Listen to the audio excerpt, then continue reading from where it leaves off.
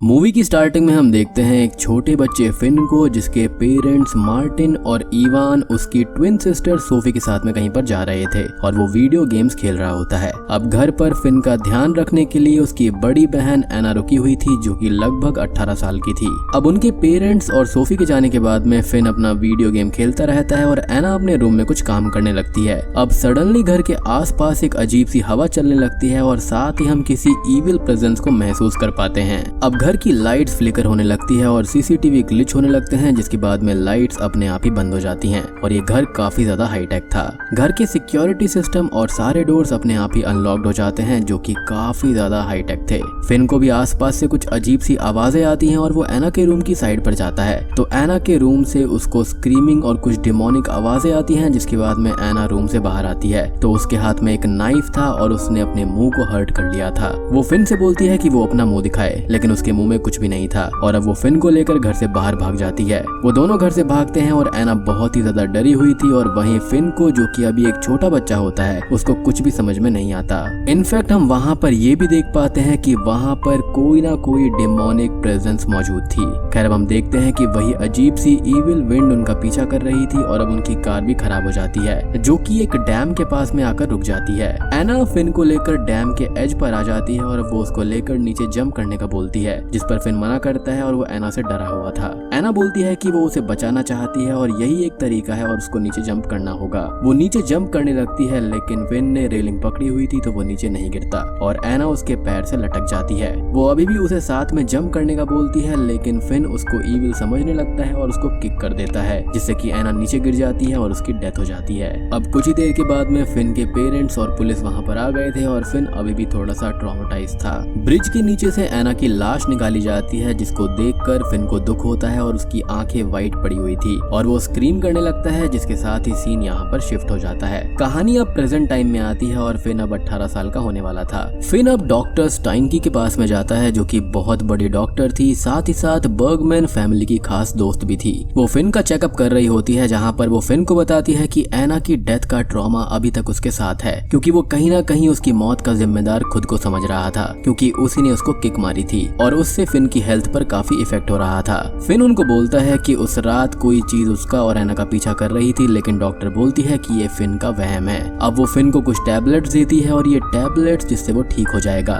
उसके जाने के बाद में डॉक्टर उसकी ट्विन सिस्टर सोफी से भी मिलती है उसकी हेल्थ चेकअप के लिए। अब फिन अपने स्कूल जाता है, जहाँ पर हम उसकी बेस्ट फ्रेंड लीना को देखते हैं, जो कि एक लेस्बियन होती है। साथ ही साथ डॉक्टर स्टाइनकी की बेटी समीरा को भी हम देखते हैं, जिसको फिन काफी पसंद करता था। खैर यहाँ पर हमारी मुलाकात कुछ और कैरेक्टर से भी होती है, जैसे कि सोफी के बॉयफ्रेंड रमीन से और एक और स्टूडेंट जो कि बुली होता है, जिसका नाम लिएंडर था, जो कि फिन और बाकी स्टूडेंट्स को अपनी पार्टी में इनवाइट करता है। लिएंडर फिन के फादर मार्टिन के फ्रेंड का बेटा है और वो भी फिन और सोफी की तरह काफी वेल्दी फैमिली से बिलोंग करता है। इनफैक्ट लीना और रमीन को छोड़कर फिन, सोफी, समीरा और लिएंडर काफी वेल्दी और प्रिविलेज फैमिली से बिलोंग करते थे। अब अगले सीन में सभी लोग क्लास में होते हैं, जहाँ पर टीचर एक फंगस के बारे में पढ़ा रही थी कि किसी तरह की फंगस किसी भी बॉडी पर एक पैरासाइट की तरह काबू पा लेती है और उस बॉडी को अपना होस्ट बना लेती है। अब हम फिन को देखते हैं, जो कि कुछ अजीब सी ड्राइंग्स कर रहा था और घर पर उसकी माँ को भी फिन की डेस्क से वैसी ही अजीब सी ड्राइंग्स मिलती हैं। अब अगले सीन में हम सभी बच्चों को एक अबैंडन्ड बिल्डिंग में देखते हैं, लिएंडर की पार्टी में, जहाँ पर वो सबको कुछ कुछ ड्रग्स भी सर्व कर रहा था।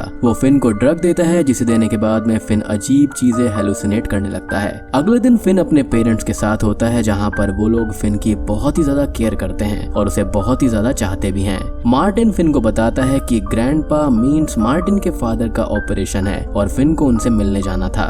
फिन अब ग्रैंडपा से मिलने जाता है और उसके ग्रैंडपा की एज अब काफी ज्यादा हो गई थी और वो अपने आखिरी टाइम में थे। वो लोग आपस में बात करते हैं, जहाँ पर हम समझ पाते हैं कि उनकी बॉन्डिंग बहुत ही अच्छी है, साथ में उनके बीच में काफी ज्यादा प्यार भी है। ग्रैंडपा का कुछ ही दिन में ऑपरेशन होने वाला था और वो फिन से ये बोलते हैं कि फिन उनके लिए प्रेयर करे ताकि वो कुछ और दिन जी पाए। अब कुछ ही देर के बाद में फिन बाहर आ जाता है और हॉस्पिटल कॉरिडोर में उसको अजीब सी आवाजें सुनाई देती हैं और अब फिन फिर से अजीब अजीब चीजें हेलुसिनेट करने लगता है, लेकिन वो खुद को संभालता है। वो हॉस्पिटल निकलकर एक शांत जगह पर आकर बैठता है और सोचता है कि आखिर उसके साथ में हो क्या रहा है। खैर अगले सीन में वो घर पर होता है और अपने पेरेंट्स को बात करते हुए सुनता है कि वो लोग फिन और सोफी के लिए बहुत ही ज्यादा परेशान रहते हैं। रात को अब फिन परेशान बैठा हुआ था और अपने टैबलेट्स खाकर सोने ही लगता है, लेकिन तभी लीना का उसको कॉल आता है और वो लोग थोड़ी बात करते हैं, जहाँ पर फिन ये बताता है कि उसके पेरेंट्स उसके लिए बहुत परेशान हैं, जिस पर लीना उसको समझाती है और वो दोनों थोड़ी बहुत बात करके सो जाते हैं। अब रात को फिन को कुछ अजीब सी आवाजें फिर से आती हैं, जिससे उसकी नींद खुल जाती है और वो रूम से बाहर आकर देखता है तो उसके पेरेंट्स, सोफी, एक ओल्ड लेडी और भी कुछ लोग हॉल के अंदर बैठे हुए थे।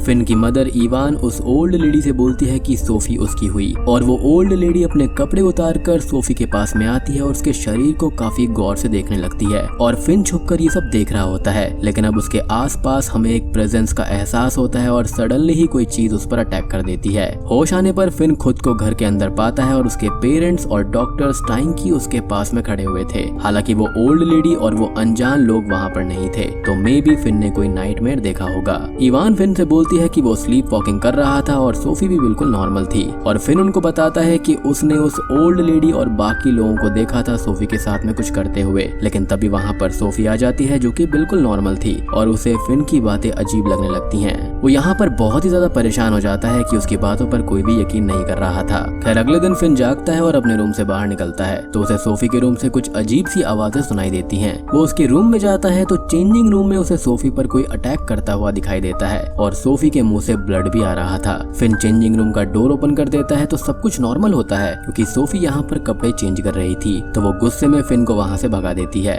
उसकी माँ भी वहाँ पर आ जाती है और वो सोफी से बात करती है, जहाँ पर वो ये बोलती है कि उसकी तबीयत कुछ ठीक नहीं लग रही, लेकिन वो उसको लाइटली लेती है। अब स्कूल आकर फिन लीना से मिलता है और उसे आखिरी नाइट के इंसिडेंट के बारे में बताता है और बोलता है कि वो कोई सपना नहीं था बल्कि सब कुछ रियल लग रहा था।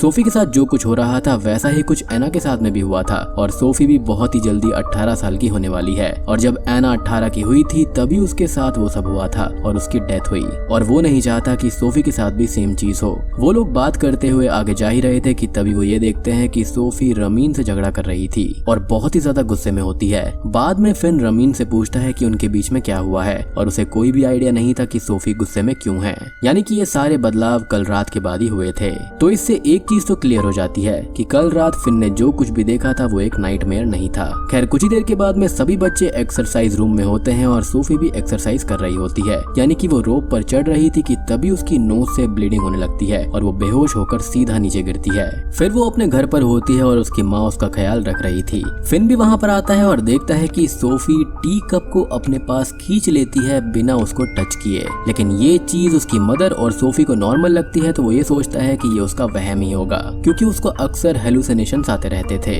लेकिन यहाँ पर ये चीज बिल्कुल रियल थी और ये कोई भी हेलुसिनेशन नहीं था। तो इसका मतलब ये है कि सोफी के पास में टेलीकिनेसिस पावर्स आ गई हैं। आखिर उन बूढ़े लोगों ने या फिर उन सभी लोगों ने उसके साथ में कल रात किया क्या था। खैर अब फिन उसको बताता है कि उसका बॉयफ्रेंड रमीन सोफी से मिलने आया है, जिस पर वो ये कहती है कि वो रमीन से नहीं मिलना चाहती और वो उसको यहाँ से भगा दे। फिन रमीन को समझाता है कि सोफी उससे नहीं मिलना चाहती है, लेकिन रमीन सोफी के लिए काफी परेशान था तो वो बात करने की जिद करता है, जिस पर उसकी माँ वहाँ पर आती है, यानी कि सोफी की माँ, और उसको वहाँ से भगा देती है।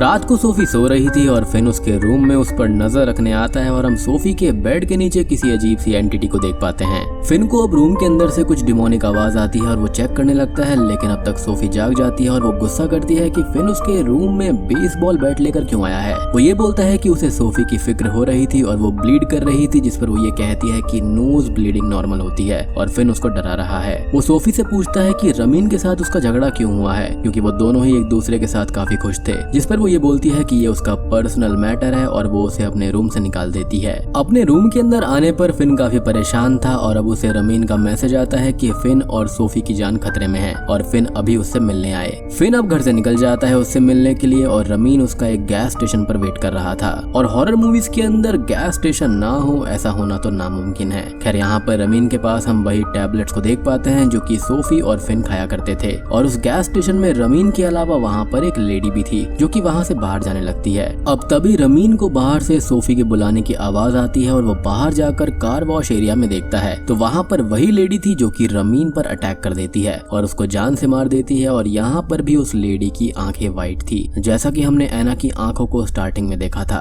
खैर कुछ ही देर के बाद में अब फिन स्टेशन पहुंचता है तो उसे रमीन कहीं पर भी नहीं मिलता और कार वॉश एरिया में देखने पर उसको रमीन की लाश मिल जाती है और वहाँ पर उसे एक बड़ा सा डीमन दिखाई देता है जो कि सडनली ही गायब हो जाता है। कुछ ही देर के बाद में वहाँ पर पुलिस और मार्टिन आ जाते हैं और पुलिस ऑफिसर बोलते हैं कि रमीन ने सुसाइड किया है, जिस पर फिन ये कहता है कि वो ऐसा खुद क्यों करेगा, जिसके जवाब में पुलिस ऑफिसर ये बताते हैं कि रमीन ड्रग्स के नशे में था। फिन उनको वो मैसेज दिखाने लगता है जो कि रमीन ने किए थे फिन को यहाँ पर बुलाने के लिए, लेकिन शॉकिंगली वो मैसेजेस फिन के फोन से गायब हो चुके थे। उसके डैड यानी कि मार्टिन अपने फ्रेंड इंस्पेक्टर गर्बर जो कि लिएंडर के फादर हैं उनसे फिन को मिलवाता है और लिएंडर वही बुली बच्चा है जिसने सबको पार्टी के अंदर इनवाइट किया था। खैर अब वो भी यही बात बोलते हैं कि रमीन ने सुसाइड किया है और स्टेशन के अंदर रमीन और लेडी के अलावा कोई भी नहीं था और वो लेडी कुछ भी नहीं कर सकती और लास्ट वहाँ पर सिर्फ फिन ही आया था, यानी कि सारी शक की जो सुइयां थी ना वो उसकी तरफ थी। फिन अब अपनी बात पर अड़ा रहता है कि ये सुसाइड नहीं है, किसी ने रमीन का मर्डर किया है और वो डीमन के बारे में बताता है, लेकिन कोई भी उसका यकीन नहीं कर रहा था। फिन के डैड उसको घर पर लेकर आते हैं और सोफी को रमीन की डेथ के बारे में बताया जाता है तो उसका कुछ खास रिएक्शन नहीं होता और वो ये बोलती है कि रमीन उसे कुछ बताना चाहता था। फिन भी यही बोलता है कि रमीन भी उसको कुछ बताना चाहता था, लेकिन वो क्या हो सकता है, जिस पर उनकी माँ उन पर गुस्सा करती है कि वो यहाँ वहाँ की बातें ना सोचें। इनफैक्ट वो ये बोलने लगती है कि वो सोफी के रूम के अंदर बेसबॉल बैट को लेकर क्यों आया था और ये काफी गलत था, यानी कि यहाँ पर इतना कुछ हो गया उसके बारे में कोई डिस्कशन नहीं है। उसकी माँ को इस चीज की पड़ी है कि वो वहाँ बेसबॉल बैट लेकर क्यों आया। अपने रूम में आकर फिन टैबलेट खाकर सोने ही वाला होता है, लेकिन वो टैबलेट को थोड़ा ध्यान से देखता है तो उसके अंदर कोई वर्म जैसी चीज चल रही थी। वो उस टैबलेट को तोड़कर उस वर्म को निकाल लेता है और अगले दिन उसे लीना के साथ जाकर अपने टीचर को दिखाता है, यानी कि वही टीचर जो कि फंगस वाले टॉपिक के बारे में बात कर रही थी। टीचर उस वर्म को चेक करके बताती है कि ये कोई वर्म नहीं है बल्कि एक तरह की फंगस है और वो भी बड़ी हो रही है। वो आगे ये बोलती है कि ये फंगस काफी टाइम पहले पाई जाती थी और अब ये एग्जिस्ट नहीं करती और ये उगती है डेड बॉडीज के ऊपर, जिसको सुनकर फिन और लीना शॉक्ड हो जाते हैं। टीचर उनको एक लेडी से मिलने का बोलती है जो कि इन चीजों के बारे में ज्यादा अच्छे से जानती थी और वो दोनों वहाँ से चले जाते हैं। अब वो दोनों इंटरनेट पर उस फंगस के बारे में पता करते हैं तो उनको पता चलता है कि काफी टाइम पहले ये फंगस पाई जाती थी जो कि डेड बॉडीज पर उगा करती और इसका इस्तेमाल शेमन्स और विचेस किया करते थे क्योंकि ये फंगस हेलुसिनेशन को कॉज करती है और उनका मानना था कि ये गॉड्स, डीमंस या स्पिरिट की दुनिया में जाने का रास्ता खोल देती है। लेकिन बात ये है कि हाइजेनिक और मॉडर्न बैरियर से ये फंगस खत्म हो गई है, जिसका सिंपल मीनिंग ये है कि अगर आप किसी की डेड बॉडी को जलाओगे नहीं, उसको बैरी नहीं करोगे तो उसके ऊपर ये फंगस उगेगी, वो भी खास प्रिपरेशंस के साथ में। खैर उनके पास अब समीरा भी आती है और वो फिन की टैबलेट्स देखकर बोलती है कि उसकी मदर ने भी उसे ये खाने के लिए दी थी, जिस पर फिन उसे उस टैबलेट को खाने से मना करता है। अब फिन और लीना उनके टीचर के बताए हुए एड्रेस पर निकल जाते हैं जहाँ पर वो लोग अलास्का नोवैक से मिलने आए थे। अलास्का से मिलने पर वो उसे फंगस दिखाते हैं जिसको देखकर वो परेशान और शॉक्ड हो जाती है। फिन उसको बताता है कि उसने इसे खा लिया है एज डॉक्टर ने उसको ये दी थी और अलास्का पूछती है कि क्या फिन को कोई शैडो दिखाई देती है। वो फिन का हाथ पकड़ती है और अब उसको एना की डेथ का टाइम दिखाई देता है और फिन के अंदर से वो फंगस बाहर निकल जाती है। वो फिन से पूछती है कि सोफी ने भी इसको खाया है तो उसकी बॉडी पर कोई अजीब सा निशान होगा और अलास्का अपने हाथ का निशान उसको दिखाती है। वो अब बोलती है कि उनको जल्दी से जल्दी एग्जॉर्सिज्म परफॉर्म करना होगा इससे पहले कि बहुत देर हो जाए, जिस पर फिन बोलता है कि उसे इन चीजों पर भरोसा नहीं है और वो वहाँ से चला जाता है। वो अब हॉस्पिटल जाता है जहाँ पर आज उसके ग्रैंडपा का ऑपरेशन होने वाला था और वो अपने ग्रैंडपा से पूछता है कि क्या उनको एग्जॉर्सिज्म जैसी चीजों पर भरोसा है, जिस पर वो ये बताते हैं कि वो एक टाइम पर प्रीस्ट यानी कि पास्टर हुआ करते थे और उनको एग्जॉर्सिज्म जैसी चीजों पर भरोसा है। वो ये कहते हैं कि उन्होंने खुद एक एग्जॉर्सिज्म बहुत टाइम पहले एक बच्चे के ऊपर परफॉर्म किया था जहाँ पर उनका सामना हुआ था किसी चीज से और ये डीमंस वगैरह बिल्कुल सच होते हैं। अब ग्रैंडपा ऑपरेशन के लिए चले जाते हैं और फिर बाहर था कि तभी वहाँ की लाइट चली जाती हैं और ऑपरेशन थिएटर के गेट्स ओपन हो जाते हैं। वो अंदर जाता है तो वो ये देखता है कि डॉक्टर्स ग्रैंडपा का ऑपरेशन कर रहे हैं, लेकिन ग्रैंडपा के अंदर से कोई ब्लैक डस्ट जैसी चीज बाहर आ रही थी जो कि कुछ और नहीं बल्कि वही डीमन था जो कि फिन को हॉन्ट करता है और तभी नर्स उसके पास में आती है और बोलती है कि वो यहाँ पर नहीं रुक सकता और फिन ये देखता है कि सब कुछ नॉर्मल हो गया था।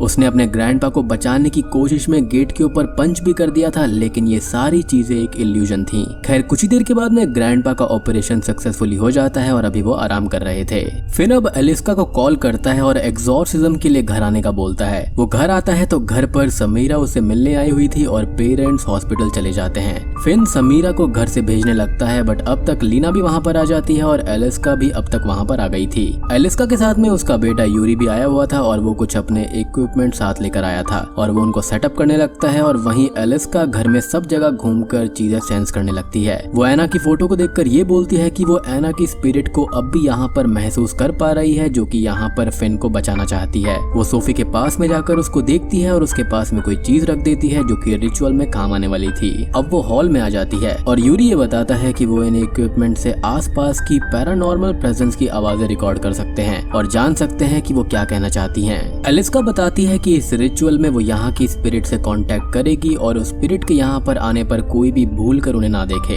अब वो अपना रिचुअल शुरू करती है और कुछ ट्राई करने के बाद में एक डिमोनिक आवाज रिकॉर्ड हो जाती है। वो डीमन ये कहता है कि सोफी उसकी है। एलिस्का उसको बार बार यहाँ से जाने का बोलती है, लेकिन वो डीमन काफी पावरफुल था और अब तक जिसको हम देख रहे थे वो यही था। अब उस डीमन को कोई भी नहीं देखता और वो सबको हॉन्ट करने लगता है और एलिस्का पर अटैक करता है, जिसके बाद में एलिस्का को थोड़ी चोट आ जाती है। और अब तक मार्टिन और इवान वहाँ पर पहुँच गए थे और ये सब देखकर वो परेशान हो जाते हैं और एलिस्का को घर से निकाल देते हैं। एलिस्का ये बोलती है कि ये रिचुअल अभी तक खत्म नहीं हुआ है और यूरी उसे वहाँ से ले जाता है, एज एलिस्का की जान अभी जाते जाते बची थी। समीरा और लीना वहाँ से चली जाती हैं और फिन भी उसके साथ घर से चला जाता है। इवान अब सोफी को देखती है जो कि अपने रूम से बाहर वाली स्टेयर्स पर बेहोश पड़ी हुई थी और वो उसे उसके रूम में ले जाते हैं और अब सोफी की हालत काफी ज्यादा खराब हो गई थी। उन लोगों को रूम से एलिस्का की रखी हुई वो चीज भी मिल जाती है और अब वो और भी ज्यादा परेशान होने लगते हैं। फिन, समीरा और लीना अबैंडन बिल्डिंग में रात गुजारते हैं और मिडनाइट में वही डीमन आकर उनको हॉन्ट करता है और समीरा को पकड़ता है, जिससे उसके हाथ पर एक बर्न मार्क आ जाता है। अब अगले दिन वो लोग एलिस्का के पास में जाते हैं रिचुअल कंप्लीट करने के लिए, लेकिन उसके घर पर वो और यूरी थे ही नहीं। और एक आदमी ये बताता है कि वो लोग रात को ही कहीं पर भाग गए थे जल्दीबाजी में, जो कि काफी वियर्ड था।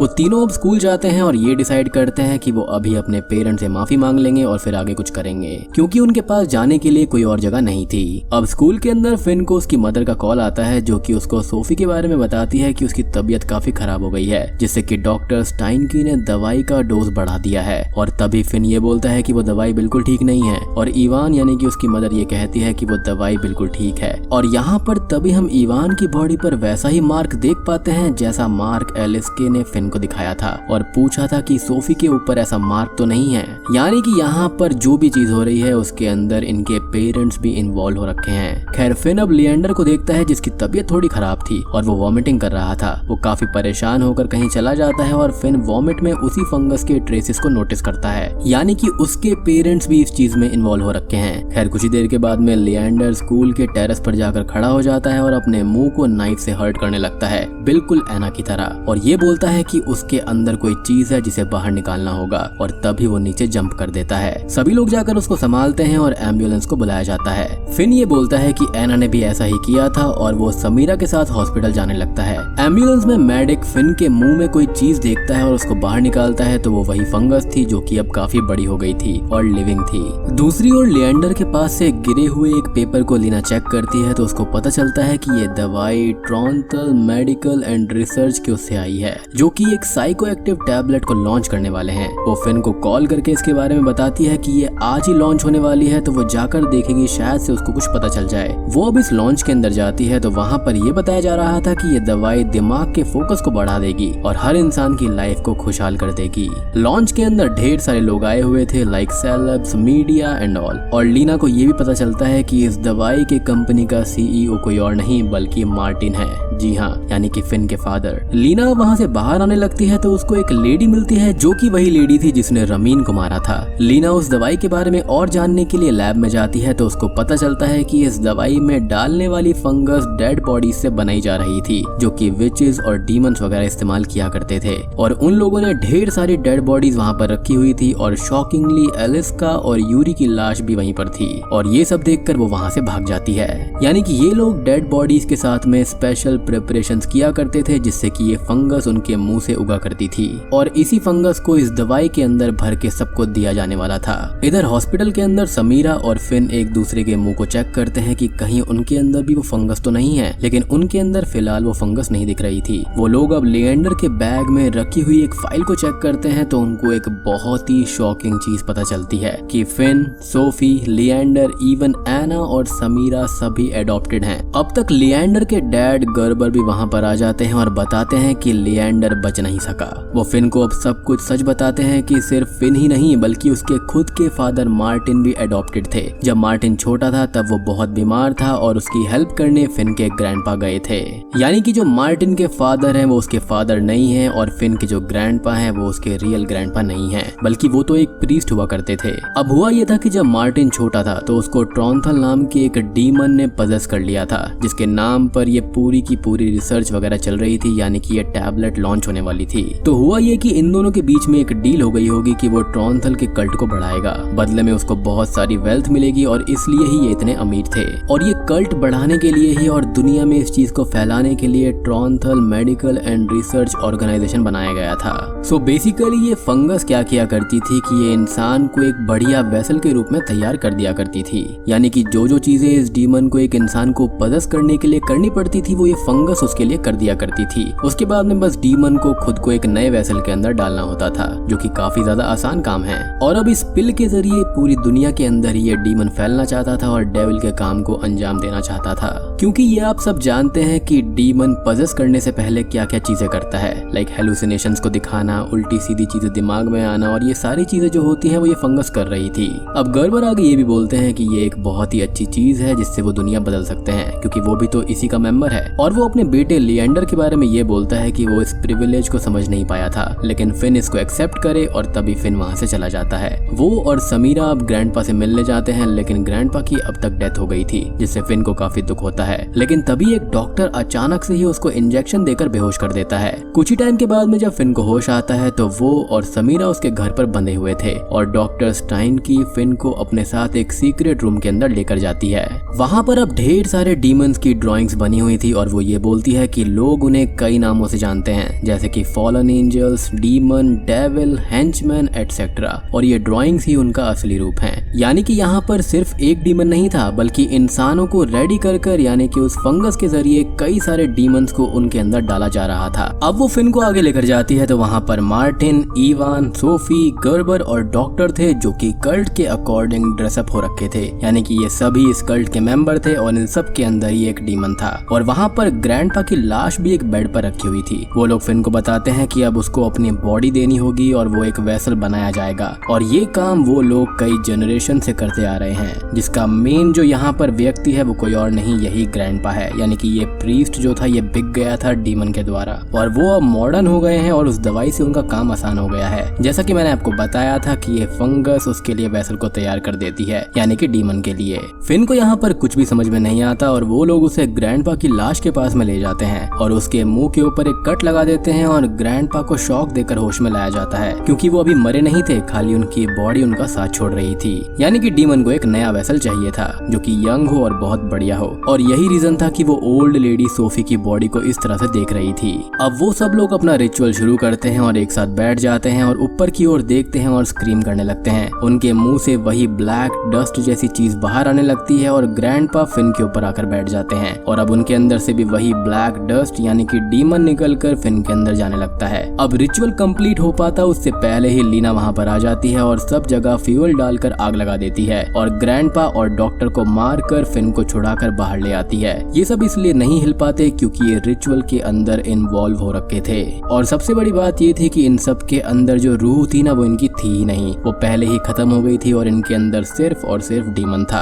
अब ये डीमन उनके मुंह से बाहर आ रहा था तो उसके पास यहाँ पर कुछ बचा ही नहीं, वो खाली बॉडी थी जो कि बिल्कुल बेजान थी। वो दोनों अब समीरा को भी फ्री करते हैं और अब वो लोग वहाँ से बाहर भागने लगते हैं, लेकिन सोफी उन्हें रोकने आती है जो कि फिन को मैनिपुलेट करने लगती है, लेकिन फिन जानता था कि ये डीमन है और वो उसको कार से कुचलकर वहाँ से चले जाते हैं। थोड़ी दूर जाने पर वो स्पिरिट उनका पीछा कर रही थी अपने विंड फॉर्म में और वो उनकी कार का एक्सीडेंट करवा देती है उसी डैम के पास। कार एक्सीडेंट से वो लोग बच जाते हैं और कार उस डैम से नीचे गिर जाती है। अब वो लोग डिसाइड करते हैं कि वो सबसे दूर चले जाएंगे और इस कल्ट से उन्हें छुप कर रहना होगा, और वो देखते हैं कि उस दवाई के होर्डिंग्स भी सब जगह पर लगे हुए थे, मींस कि वो दवाई अब ऑफिशियली अप्रूव हो गई है और सब जगह पर फैल जाएगी। यानी कि जो सारे के सारे इंसान होने वाले हैं वो डीमंस के लिए ये एक वेसल का काम करेंगे। लेकिन तभी हम ये देखते हैं कि समीरा की आंखें वाइट हो गई थी, मतलब कि वो भी इसी कल्ट का हिस्सा बन गई थी और उसके अंदर भी एक डीमन है। इसी के साथ में ये मूवी यहीं पर खत्म हो जाती है। तो दोस्तों ये थी द प्रिविलेज मूवी की कहानी। उम्मीद करता हूँ कि आपको ये पसंद आई होगी। तो यहाँ पर फिन के ग्रैंडपा, जो कि एक नकली ग्रैंडपा थे, वो एक प्रीस्ट हुआ करते थे और वो मार्टिन पर एग्जॉर्सिज्म करने गए थे और उन्होंने एक डिमोनिक एंटिटी ट्रॉन्थल के साथ में डील कर ली थी। लाइक वो उसे और उसके जैसे और डीमंस को इस दुनिया में लाएंगे और इस कल्ट को इंक्रीज करेंगे ताकि डेविल इस धरती पर राज कर पाए। और इसके लिए उन्होंने बनाया ट्रॉन्थल मेडिकल एंड रिसर्च ऑर्गेनाइजेशन, जिसकी आड़ में वो लोगों को अपने साथ जोड़ते गए और अपना कल्ट बढ़ाते गए। और उन्होंने एक फंगस और टैबलेट के जरिए एक रास्ता निकाल लिया जिससे कि वो इजीली इंसानों के अंदर डीमंस को डाल पाएंगे। तो दोस्तों उम्मीद करता हूँ कि आपको ये वीडियो पसंद आई होगी। पसंद आई है तो वीडियो को लाइक कर देना, चैनल पर नए हैं तो सब्सक्राइब कर लीजिए।